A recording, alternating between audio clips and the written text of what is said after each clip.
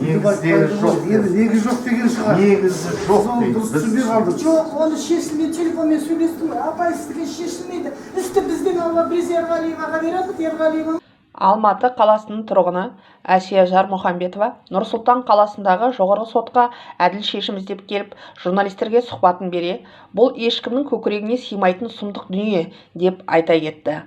Қазақстан Республикасы бас прокурорының экс-орынбасары Ерғали Мирзадиновтың туған ағасы Жанасбек Серікбайұлы Мирзадинов сол уақытта бауырының қызмет бабын пайдаланып, Жексеков деген азаматтың атын жамылып, 3 жетім баланың заңды 8 соттық жеріне қол сұғып тартып алғанын айтты.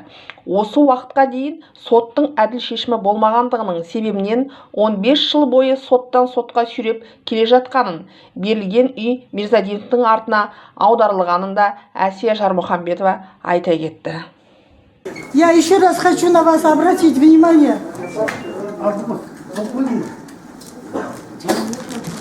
Уважаемые журналисты, мне Кайрат Абдразакович все вопросы решил 6 января 2015 года под председателем. Полностью решения все судебно отменены были.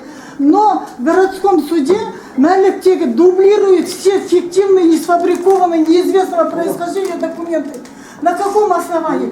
Кайрат Абдразакович сказал, Мирзадинов, если будет замешан, ответ к ним будет совсем строгий. Вот его слова, фотография с Мирзадиновым очную ставку провел. Теперь смотрите, доказательства Кайрат Маме Абдразаковичу, доказательства. Вот 3 марта 2019 года Мирзадинов полностью на себя оформляет. На каком основании? У меня все документы, у меня дети-сироты, сироты внуков шахтеров заслуженного. В Минсвете 4 года он на доске почете висел. Сесенова 2015 жылы 6 январда естіді ғой, документтің бәрі заңсыз, Жексековтің документі жоқ деген. Соған қарамастан қайтадан сол істі дублировать етіп отыр. 1992 жылы Алматы облысы Қалқаман 2 мекен жайдан 8 соттық жер жетім балаларға берілген. Жетім балалардың әжесі сол жерге саманнан 2 бөлмелі үй салып, бау-бақша егіп күн көріп жатқан. Кенеттен 2005 жылы қыркүйек айында біз прокуратурадамыз деп 2 адам келіп, мына жер менікі, сіздер білесіздер ме? Мен прокурормын, мен Мирзадиновпын, босаттыңыздар жерді деп доқ көрсетіп кеткенін Әсия апай айта отырып, бұл жерді босатпайтын, жерді заңды түрде алғанын, қолында барлық құжаттардың бар екенін де ескертсе де, ертең прокуратураға құжаттарыңызды ала келіңіз деп шақыру қағазын тастап кеткен. Әуезов аудандық сотында Мирзадиновпен кездесуінде сот пен жергілікті билік оны тек қолдайтынын, елдің бас прокурорының орынбасары үлкен ағасы Ерғалимен ешкім дауласпайтынын айта кеткен. Жексековтың атында жер қатынасына арналған еш құжаттың жоқтығын Әсия апайымыз да айта кетті. Осының бәрі жағасын ұстады. Бұны миллиондаған адамдар көріп отыр. Мен қанша рет эфирге шыға алмаймын, потому что журналистер, қазіргі журналистер ғана сондай адал істеп жатыр. Сіздерге рахмет әрине.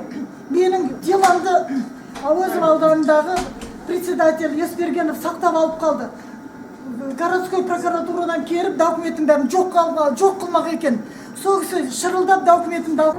В 1997 году я участок получила на законном основании. Потом нас передали, через 4-5 лет передают в Волозовский район Скоросайского. Это было 18 апреля 1998 году. Но на протяжении этого года, до 2-3 года нас не оформляли. Мы потом обратились к нашему президенту Нурсултану Алишевичу. И с 3 года начали оформляться. Оформились. Все на законном основании у меня было. Но почему Мирзадинов этот дом сносит? Ну, это благодаря, он ссылается на высшие меры своего брата Мирзадинова Ерғали. Покровительство. Скажите, вот почему вам в итоге не дают эту землю? Что вам говорят в акимате Алматинском? Алматинские акиматы нам 100% поддержали. У меня все уведомления есть. УЗО, Земком. У меня к ним претензий нет. Потому что у меня постановление надзорной коллегии есть, где за этим делом стоит бывший прокурор Мирзадинов. Он покровитель своего родного брата Мирзадинова, Жексек Мирзадинова, Жанасбек Серикбаевича. У него, оказывается, это в крови заведено. Где что ему нравится, он забирает, как родной брат прокурора республики, военного прокурора, бывшего. Теперь этот участок он мне первый дом снес. Это все зафиксировано в судебном решении. Он говорит, я подумал, все это курятник. Потом, говорит, судьи, когда ему жестко дали вопрос, он сказал, я подумал, это курятник. Жүрген дауымыз бұл 2005 жылы басталған дау. Содан бері 15 жылдан бері жаңа Меркаримова ол кезде 14 жастағы қыз болатын 13 жасар, қазір енді ол отбасын құрып не қылып кетті. Соңында қалған сіңлілері, жаңағы інілері қазір барлық отбасы құрды, шешесі қалды. Ашанова Асия. Қазір ол кісі 71-ге келеді. Сонымен бұл даудың басталуы 1997 жылы мына кісілерге Каменка ауыл советі жаңағы не береді, жер құқығының құжаттарын береді, шешім шығарып береді да осылай. Сонымен бұл кісілер ол жерді егер не қылып 97 жылдан кейін 2005 жылы басқа бір жаңағы не басқа бір адам келеді да айтады бұл жер менікі дейді. Содан дау басталып, сол соттасып, бірінші сот, екінші сот, сол жерде соттасып барлығы. Соңынан 2008 жылы жоғарғы соттың қадағалау алқасы жаңағы соттардың шешімін Алматы қалалық ол кезде 4 сатылық болатын. Алматы қалалық қадағалау алқасының шешімін бұзып, сонымен 18 наурыз күнгі 2008 жылға Алматы қалалық алқасының, апелляциялық алқасының қаулысын күшінде қалдырады, және Әуезов аудандық сотының шешімін күшінде қалдырады. Оған қарамастан 2009 жыл 20 қазан күні октябрь Алмалы аудандық соты шешім шығарып береді жаңағы біздің екінші жақта. Ол жерде ол сот былайша айтқанда жасырын түрде өткен. Себебі оған қатысушылар тек жаңағы талаптанушы Жексеков Алтай Білісбекович. Соның кейін жауапкер ретінде Алматы қалалық әкімдігін және жер қатынастар бөлімін ғана қойған. Ал мына үшінші жақ кімдерді, Меркаримовалар жағын ешкімді шақырмаған. Сөйтіп жасырын түрінде сол кісілердің пайдасына жаңағы құжаттар шығарылсын деп міндеттеп нені акиматпен жаңағы әкімшілікпен жер қатынастар бөлімі басқармасын. Сонымен істі жауапты табылдады. Асановтың өзіне де кірдік. Әбдіқадыров деген кісі заведующий жаңағы председатель коллегии төрағасы. Ол кісіде де қабылдады. Барлығы біздің шешіммен біздің келтіріліп отқан жаңағы немізбен келсек, бұзбайды оны.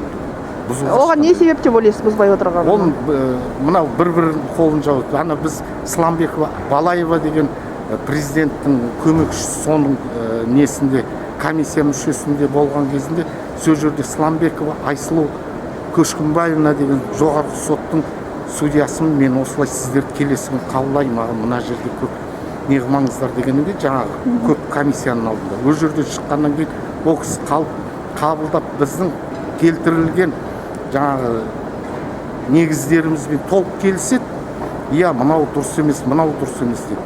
Мен енді бұны төрағаға жеткізейін дейді. Соның кейін барып айтады, осы Асия апайға айтады, Асия апай сіз енді Құдайдан жетсін деп соны қоя салмайсыздар ма осылай дейді. Мен айтам, қалай қоя салады, мына кісі далада жүреді, сонда заң қаяқта, не қайда. Біздің келтіріліп отқан негіздеріміз өте күрделі де, бұл заңды түрде шешілмейді жатыр.